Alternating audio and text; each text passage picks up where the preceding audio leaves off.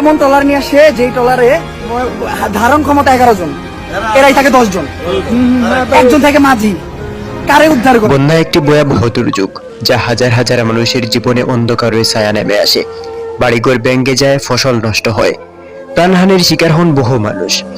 এই সময়টা তাদের পাশে দাঁড়ানো, সাহায্যের হাত বাড়িয়ে দেওয়া আমাদের সবার নৈতিক দায়িত্ব।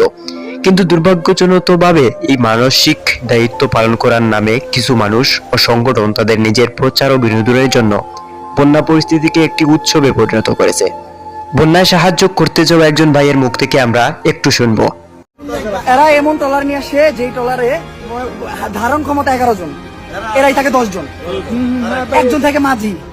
কারে উদ্ধার করে? এটা জানতে চাই আমার মন। হ্যাঁ, কারে উদ্ধার করে? দেন ভাই,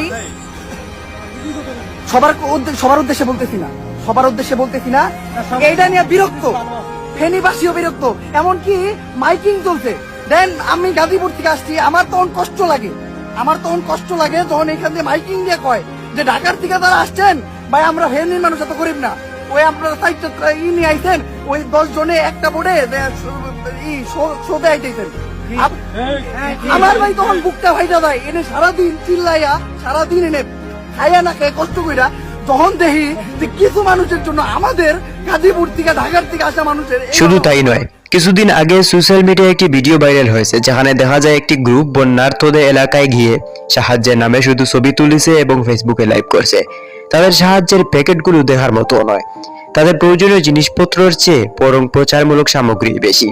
একদিকে যখন মানুষগুলো বন্যার পানি থেকে বাঁচার জন্য খাবার ও আশ্রয়ের জন্য হাহাকার করছে, তখন এইসব মিথ্যা প্রচারণা ও নিজেদের স্বার্থ সিদ্ধির কৌশল সত্যি হৃদয় বিদারক। এভাবে সাহায্যের নামে যারা বন্যা দুর্গত মানুষের আত্মসম্মানকে পুঁজি করে নিজেদের আনন্দ ও প্রচারের মাধ্যম বানিয়ে ফেলেছে, তারা শুধু তাদের নিজের বিবেকের কাছে অপরাধী নয়, পুরো মানবতার কাছেই অপরাধী। এ ধরনের কাজ শুধু যে সাহায্যের প্রকৃত উদ্দেশ্যকে ব্যর্থ করে তা নয়, বরং মানুষের প্রতি মানুষের বিশ্বাসকে ধ্বংস করে দেয়।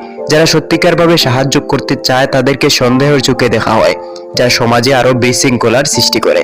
আমাদের উচিত এসব কর্মকাণ্ড থেকে নিজেদের বিরত রাখা এবং সত্যিকারের সহানুভূতির সাথে বন্যা দুর্গতদের মানুষের পাশে দাঁড়ানো।